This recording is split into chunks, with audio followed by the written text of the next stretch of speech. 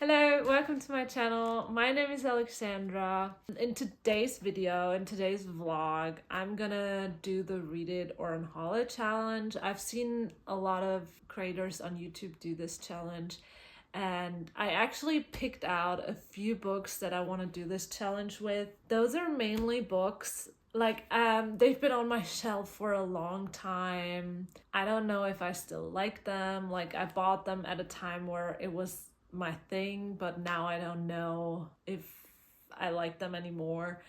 And they've been on my shelf for so long, so I thought I'd do this challenge and give them a chance and then see if they are still my vibe or not. A lot of these books are also the first parts in a series, so I just want to see if this is a series I can see myself reading or not, or whatever. So I'm just gonna go through these books and then I'm gonna tell you which one I'm gonna start with and how many I'm gonna read in this vlog. We'll see that. So the first one is A Discovery of Witches by Deborah Harkness. This has been on my shelf forever. It feels like I bought this years and years and years ago. This is, what is this? So I think this is dark academia fantasy, which I feel like is still my vibe. I feel like this is still something I could like, but it is so long. I feel like there's also a lot of romance in this, which is not my vibe. So this is just something I want to see, will I still like it or not. Then we have Red Queen by Victoria Aveyard. This is YA fantasy, and the thing with YA fantasy is it's okay and I still like it, but I kind of want to go more towards adult fantasy more. This has also been on my shelf for a really long time. I wanted to read Victoria Aveyard because I've seen her on TikTok and I thought she was funny, so I wanted to read her book. And I think this is her first ever book, so that's why this is on here, just to see if I'd still like it and I still want to read this series. Okay, then we have this. The Gentleman's Guide to Vice and Virtue. I don't think this is this fantasy? I think it is definitely young adult, historical young adult fiction. It's not fantasy. I think it's not fantasy. I have no idea. That's how long this has been on my shelves, that I have no idea what this is about. So the thing with all of these is that I kind of forgot what they're about. So I want to go into them blindly and really give them a chance, because there was a time in my life where I wanted to read it. This was a big hit on BookTube years ago, so that's why I got it. Then we have, so this is the only, I think this is the only one that is different from the other ones. They're all kind of fantasy vibey, and this is something completely else. This is A Little Life. I feel like this was also super hyped online. People saying this is the saddest book they've ever read, blah blah blah. So obviously I was like, okay, I need to see if this really is the saddest book ever, if I find it to be the saddest book ever, and that's why I got it. But since then I've seen a lot of people say that it's just it's basically just supposed to make you feel sad, make you feel bad and depressed, and that's the only thing this book aims for. And I'm like, I don't know if I want to read something like this. Okay, then we have Fourth Wing. Yes, I bought into the hype, because when I first heard about this on TikTok or whatever, and it said it's this school for dragon riders, and I was like, oh my god, this is exactly my type of book. School for dragon riders, that sounds super cool. So I got it. And since then I've heard only bad things about this. Every single reviewer that I kind of listen to says that this book is hot garbage. I think one of my best friends, whose opinion I cherish very much, has read it. She said she liked this one, but then she didn't like the second one or something, and I think the third one just came out. Yeah, I just want to see for myself. If this is even something I want to read. So, and the last one for now is Crescent City by Sarah J Maas.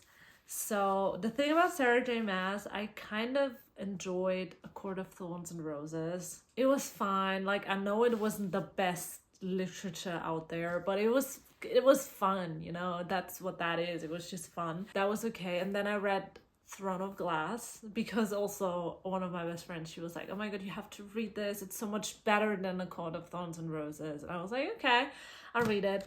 And I almost read all of it except for the last book. I stopped reading Kingdom of Ash around 200 pages because I was just like, I don't want to read this anymore. I don't want to read this for another 600 pages. I don't know what it was about Throne of Glass. I just noticed that I was like, I hate reading the series. I did not enjoy it. And I just kept pushing through. And so I DNF'd Kingdom of Ash last year. I never looked back. And now I still have Crescent City, which is also a series by Sarah J. Maas. And I'm just like, maybe it was just The Court of Thorns and Roses that I liked about her, because it was just that time when I read it and it was a kind of fun, whatever. I don't know. I don't really like, her writing is not that special, I feel. Especially in Throne of Glass, I don't know. I couldn't like the characters, like especially Aelin. This is also already really long. I think there are already 3 books out in the series that are super long, so I just want to see if this is even something I would like to commit to, because if it is even remotely like Throne of Glass, I know I'm not gonna, but we'll see. So those are all the books for the Read It or Unhaul It challenge. I'm gonna start, I have already decided, I'm gonna start with A Discovery of Witches, which I picked out from my TBR mug. So I'm gonna start with this. I don't know how you do it when you DNF. It depends for me how long it is, like how long I give a book. Some books I'd start and I say after like a chapter or 2, like 20 pages, I already don't like the writing and I hate the characters, so I'm gonna stop it right then and there, or I don't like where it's going or whatever. But for some books, most books, I give them longer to really make an impression on me, or to really give them a chance. For now, I think this book is like 700 pages. So I thought that I'd give this book, let's say the first 70 pages. I'm gonna update you after 70 pages. I don't want to sound stupid, but is 70 pages 10% of 700? So yeah, I'm gonna give this book until chapter 7. So the first 6 chapters, which is 76 pages. And then I'm gonna give you an update into what I think about it. Let's see, let's give this a chance. I have now read 70 pages, around 70 pages, a bit more than that. And I thought I'd give you a little update into the book. Not a lot has happened now. So basically what it says on the back of the book is what happened until now, like 70 pages in. So basically we follow Diana Bishop. She's a witch and she knows that she's a witch. At the beginning I was unsure if she even knows that she's a witch or not, but she does. But she has kind of turned her back on magic. We don't know exactly why yet, but we do know that has something to do with her parents' death. So her parents died because of their magic, and that's why she kind of has turned her back on her magical abilities. She's now a scholar in Oxford, and she studies ancient manuscripts all day, and one day she stumbles upon this magical manuscript and she notices immediately that it's magical. So she wants nothing to do with it and just puts her back. And the days following this discovery, a number of magical creatures cross her path. And one of them is Matthew Claremont. He's a vampire and he is extremely good looking. He's super charming and smart, and he's also super tall. He's so tall, like she has to crane her neck up to look at him. That's how tall he is. Their height difference, you get it. So that is all that has happened as of yet. And that is literally what it says on the back of the book. And it's a very slow start. And the thing about this book is it's very descriptive. It's incredibly detailed. Like at one point she goes out rowing. She describes in so much detail how rowing makes her feel. So much detail. Like it's one page just how rowing makes her feel. And I'm thinking like, is this relevant to the plot? Is this important to the plot? Whenever we meet a new character, we get a very extensive background. It really takes you out of the story a little bit. As of yet, it's not something that's bothering me incredibly. So I thought I'm gonna give this book a bit more of a chance. So I'm gonna maybe another 70 pages, or let's say 100 to 150 pages. So I'm on page 70 now. Let's say I'll go until page 150 or 200, and then I'll see. Because I feel like now I can't really judge it yet.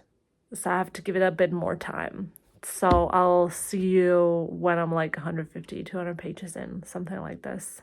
So I started this challenge because I really wanted to learn how to stop books that I feel like are not for me, or DNF books that I feel like I'm not enjoying at all. So yeah, I think we have the first book that I'm gonna DNF in this challenge. This is just not for me. It's just not for me. I gave it over 100 pages, but I can't. I find it incredibly boring. It's so descriptive, like everything is described in so much detail. The way she drinks her tea, the way she's rowing, everything. And I'm just like, I don't care. I just don't care.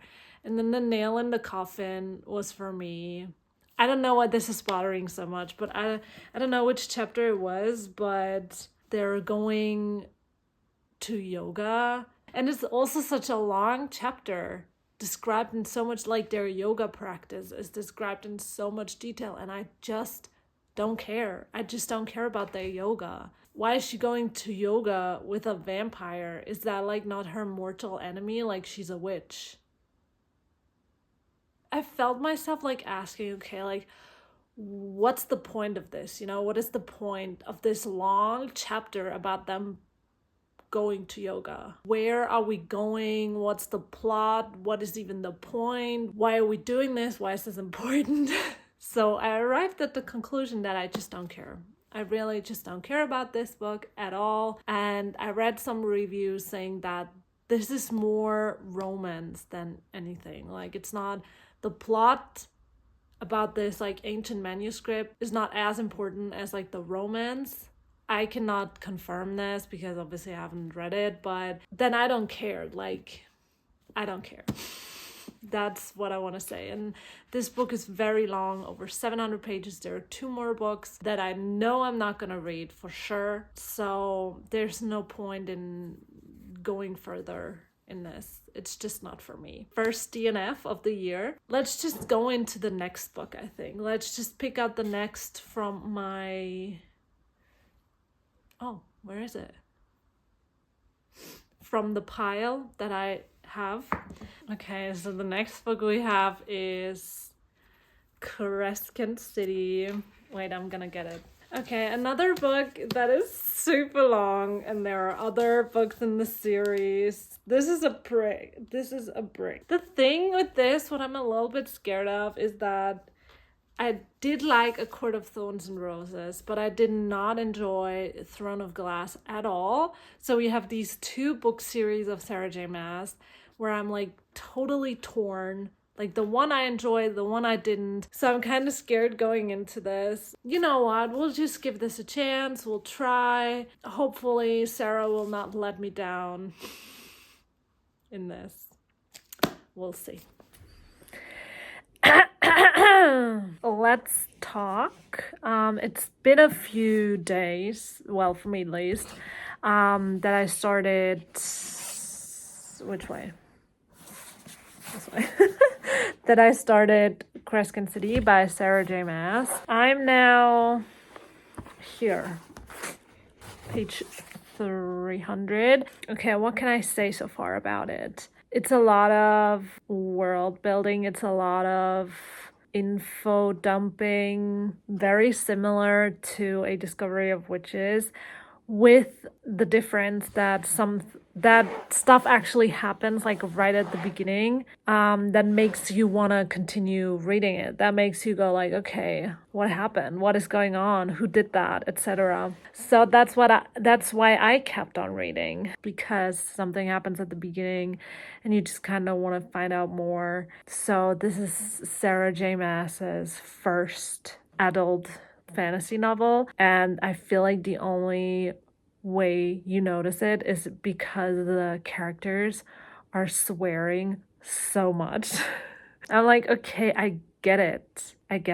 We're adults. We can say the F word. Okay. Moving on, like have one conversation without swearing. But also the world, I don't quite understand the world. So it is a fantasy world, but the main characters are living in this city, and they have everything. They have like every modern thing that we have. We have like phones and TV shows. They even have reality TV shows. Like there's one part where the main character, she's like, oh, I just want to go home, order food, and watch my favorite reality TV. They have everything. They have cars, whatever. So I don't quite understand the world yet. But yeah, there is so much information at the beginning of the book. In this city as well, they're all kind of different creatures live together. Fae, vampires, sorcerers, angels. One of her best friends is like a fawn, and she has like horns and hooves. The only thing I can imagine while reading this is Mr. Tumnus. Anyways, it's kind of like at this point right now, I have to say it kind of drags right now. Nothing much is happening right now. So this is not a spoiler. Bryce, that's our main character, her friends get killed at the beginning, and that is kind of the event that drags you into the story, makes you interested. Later somebody else dies the same way. He also had connections to Bryce, so now Bryce has to help find out who did it, and she gets help from the angel hunt. But yeah, I kind of do want to know what happens. Even if it's kind of a drag right now, I kind of like this whole mystery thing of who did it, why did they do it, how are they gonna find it. The writing itself is also very much Sarah J Maas. I don't want to say it's like exceptional. It's her. I'm still gonna continue because I want to know what happens. I want to finish it this week. I really do. I feel like a reading slump coming in, not necessarily because of the book, but because I've been reading a lot of like longer books as well. And like sometimes I have a reading slump because I'm like, I read a real long book and I'm at page 300, which is normally how long a normal book is. And then you just know you have like 500 more pages to go. It's a little bit like, and at the same time, nothing really happening right now. They're just trying to find stuff, talk to suspects. It's a little bit like, okay, let's move a little bit faster. I'll see you later. I'm so tired today. But I'll read the whole entire evening today, and then we will finish this book this week, and then we'll talk about it. I think I've made a decision that I will DNF Crescent City for now. Maybe I'll come back to it at a point, but I can't see myself continuing this series either. Like, even if I finished this book, I don't see myself continuing the series. One of my main problems, it's not just that it's boring. I'm gonna be honest, I'm on page 400, around 400. Not really a lot has happened lately. So at the beginning of the book, there's this murder, this killing, and you want to find out who did it. And then our main character, she has to help find the murderer, basically. Which sounds intriguing, which sounds interesting. I did want to know what's gonna happen, like who did it and stuff, but I feel so bored right now that I don't care. I don't care who did it. I really don't care. It's just not just this that I'm bored, but also I feel a huge disconnect to the characters. If I can't connect to the characters in some kind of way, any of the characters. I don't even have to relate to them, but just kind of feel some kind of connections to them. If I can't to any character, I can't go on. I can't bring myself to care. I find myself slipping into a reading slump because of this book. It's huge, it's so long, and I'm just like, no, I want to read something else. I want to read something that really interests me or moves me or whatever. That's not it. So I will DNF it for now. If you've read it, tell me in the comments, should I continue this? Does it really get that much better? But for now, I think it's a DNF. I'll just read something else and maybe I'll come back to it, but we'll see. I think I'm gonna end the video here. This is the first part of my Read It or Unhaul challenge, the first video. I have to be honest, these two books, like both A Discovery of Witches and now Crescent City, it took me the whole of February. I think I have not read a lot for a whole week. Like, this is what Crescent City did to me.